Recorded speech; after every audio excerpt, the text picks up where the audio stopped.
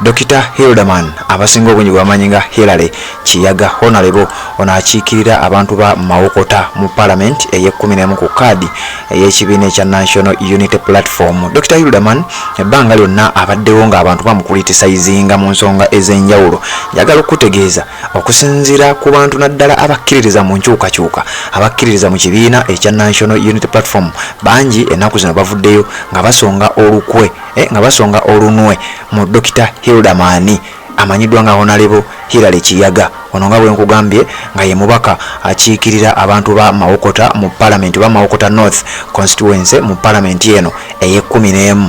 Ebigenda maaso ku mubaka amanyiddwa nga Honorable Joel Ssenyonyi ebyokubeera nti batandise omujwa etteka nti yali enguzi n'ebirala ebifaanana bwe bityo. Abantu bangi bavuddeyo n'amaloboozi ag'enjawulo nga bagamba nti Dr. Hilderman newankubadde ali mu kibiina ekya National Unity Platform nti ye kuva mu ntandikwa yalagirawo nti yali ttiimu mpuuga nti era bino byonna ye omu ku bali emabega waabyo okulaba nti leader of opposition omupya emirimu gimutabukako oba oliawo gimulemerere nti ye akkiriziganya nampuuga newankubadde yasigala mu kibiina ekya National Unity Platform. Jukira ne mu biseera awo ebyokusayininga ku petition egoba ba commissioners aba Parliament abana okuli mpuuga yennyini n'abalala.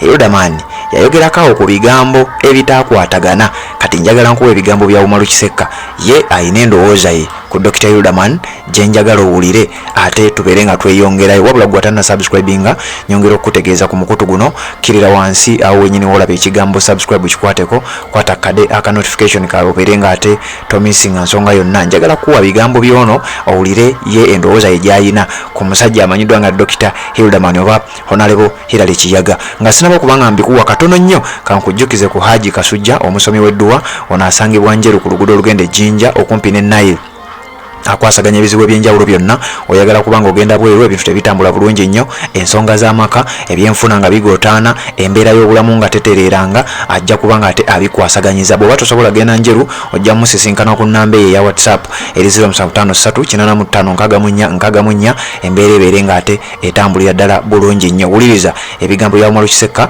then nzije mbeere nga ate nkwongerayo.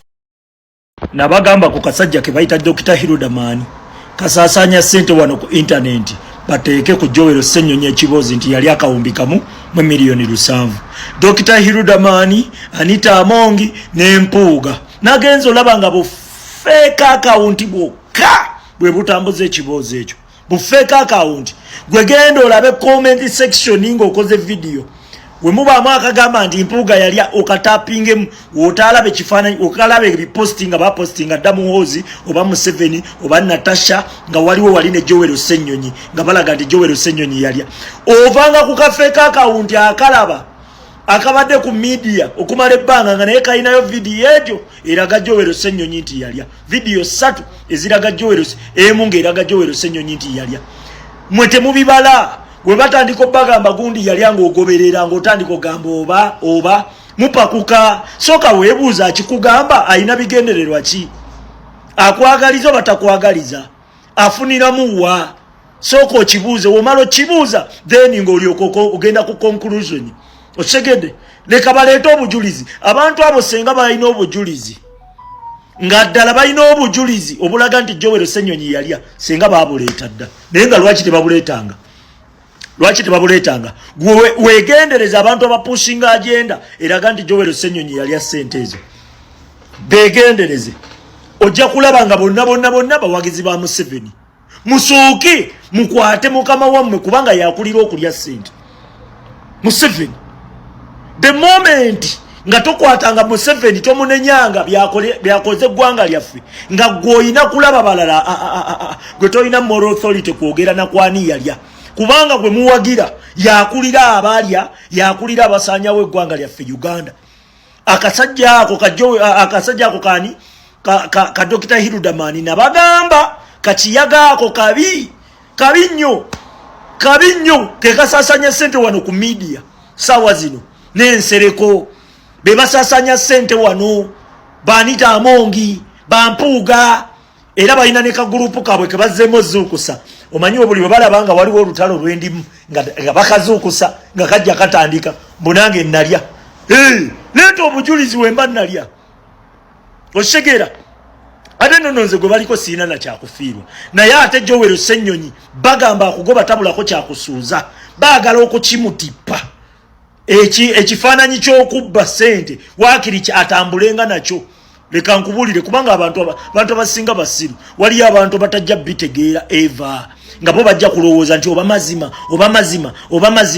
mazima leka nkubulire sooka olabe baani abakuba Joel Ssenyonyi olyoka obuukire bisaga ebyo sooka obalabe sooka obatunuulire oli agamba nti Joel Ssenyonyi yagamba mbu Kyagulanyi okuwithdrawinga omusango gwaki omusango gw'okumubba akalulu mbu bamuwa biliyoni 7 era ng'okyawuliriza oyo Gasiya ye yagamba ani musima Joel Ssenyonyi muli wa bisiyaga munkukuba Joel Ssenyonyi nti yalya ate agattako n'ogw'ebisiyaga temumanyi na ku blackmailinga buno bufala temumanyi wadde okublackmailinga kati ekyebisiyaga oba oleeta kyaki kuba teri atakimanyi nti oli si musiyasi kati oleeta kyaki era olagira ddala nti butuufu oli mukuttattana linnya lyoli kubanga mukimanyi nti kooti ziri ku sayidi zammwe ne bagenda ne bakuloopa era omusango tebajja gusala Gasiya obiwulidde bulungi nnyo naye ebigambo by'owulidde si bigambo bya mukutu guno si byaffe abaguddukanya wabula bigambo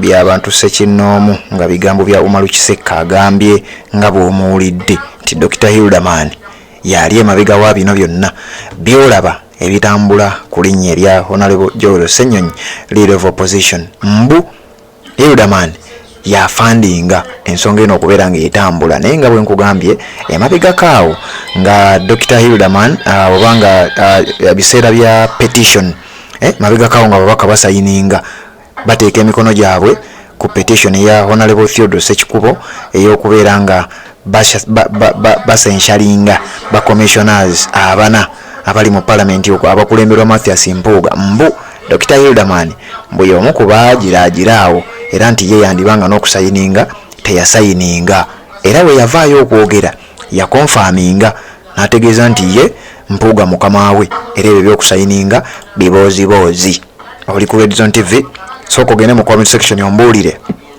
ensonga eno giraba otya Dr. Hilderman Honorable Hilary Kiyaga nga wa NUP ayinza atya oba gwe obanga olina kyoyinza okuba nga owabulamu obanga obaako kyogattako genda mu comment section obeere nga ate otubuulira ensonga ku bigambo bya Umaru Kisekka eri Dr. Hilderman ku byagamba mbu yali emabega w'okutataganya enteekateeka ow'okuvoola n'okukakkanya erinnya lya Honorable Joel Ssenyonyi Leader of Opposition. Red Zone TV kwoli webale kubanga okyagoberera kkiriza tubeere nga ate tuwuliziganya mu updates eziddako.